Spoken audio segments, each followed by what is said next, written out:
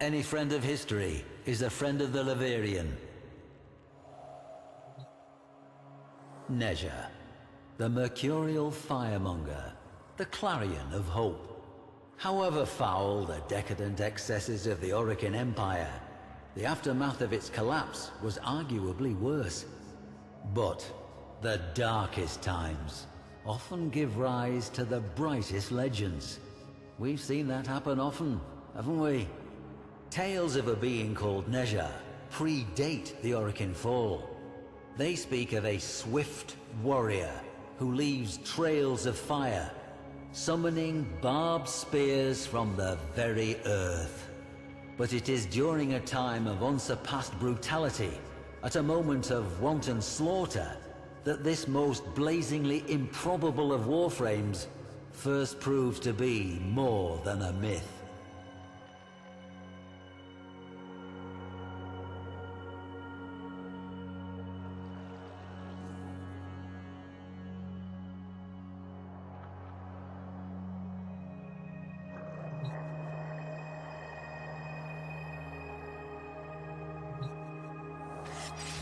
This blade, a tongue of exquisite flame in cold metal, it was unearthed by a poor farmer of Reshanter as he followed his hulking plough beasts across fields he would never own.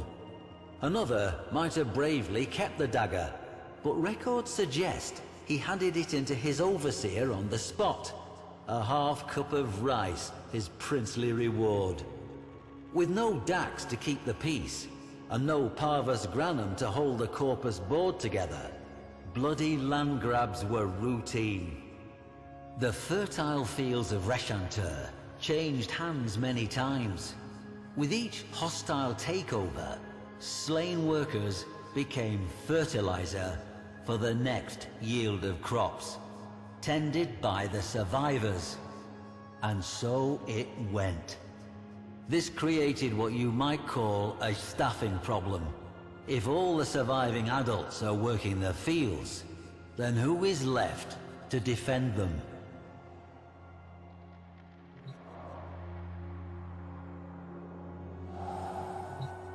Children, that's who. This dismal little relic was once part of a Sayandana, shall we say. Though not of Orokin make, clearly.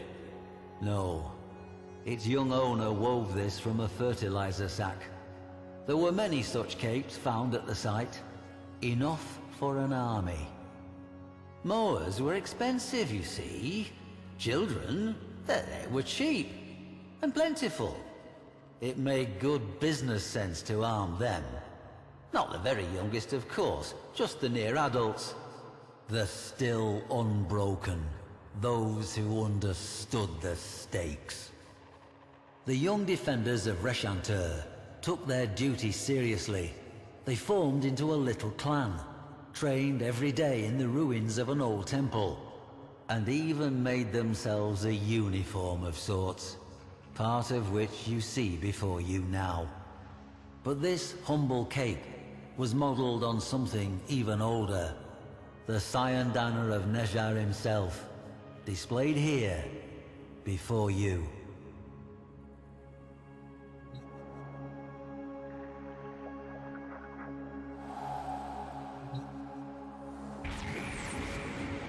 This chakram was found in the ruins of the Reshanter temple, along with fragments of stories scrawled on slates in an immature hand, and oaths of dedication to a figure of legend. It seems the child soldiers of Reshanter took courage from the tales of Nezha, adopting him as patron and protector. Their scratchings evince a firm belief that Nezha would bless them with victory should they fight without fear, and abandon them should they ever fear. So they swore they would defend the fields to the last drop of their blood. Clever manipulation. I wonder who put that idea into their heads. At any rate, they accepted it on faith. At least, until the massacre of Reshanter.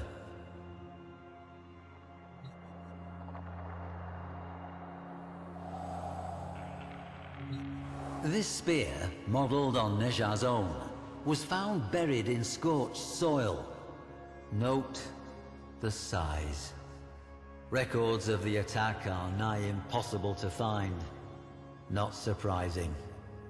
The massacre was almost certainly covered up to protect what the Corpus regarded as sensitive business practices. Imagine the children, Tenno, wearing their pathetic cyandanas, bearing flimsy weapons, but with heads high, as warriors. Think of them rushing at their far superior foes without fear, and imagine what those foes did. To this day, the fields of Reshanter cannot be ploughed.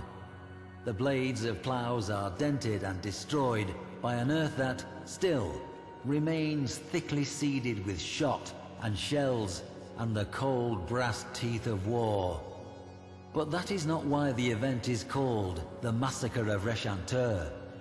The children charged, the Corpus took easy aim, not one child's heart fluttered, and then... flame!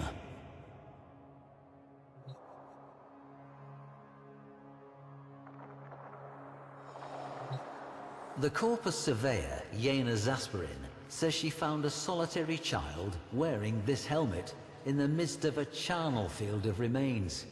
But they were the remains of Corpus troops, some dismembered, some impaled, all burned. Nezha did it, the boy said calmly. He flew down from the sky and tore the enemy asunder with wheels of flame. When a child fell, he would raise them up again. Nezha moved quick as a scimitar, and the earth burned where his feet touched. Now the others had gone with Nezha, part of his celestial army. The boy had stayed behind to tell the story. To Zasperin, the boy was merely traumatized.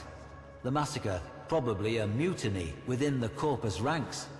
But Reshanter has been excavated, and every single one of the thousands of blackened bones that were gene-tagged had belonged to an adult.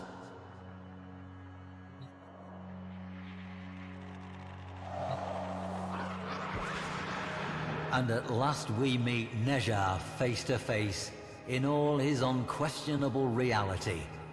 Did this Warframe model itself on the myths to take on the mantle of a mythic hero, or were the myths left in the Warframe's wake, a blazing trail to light the way? History will always be some manner of educated guesswork, and occasionally one of faith. Perhaps in some deeper stratum, we will find the lost children of Reshanter, sad little clusters of bones, not saved at all. But I have faith we will not. I leave you with this. Why do you suppose it was the child soldiers that Nezha chose to protect? Any war has its innocent casualties, but these seem to have called to him.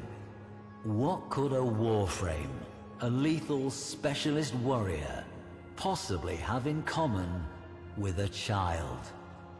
That riddle, I fear, must remain a riddle.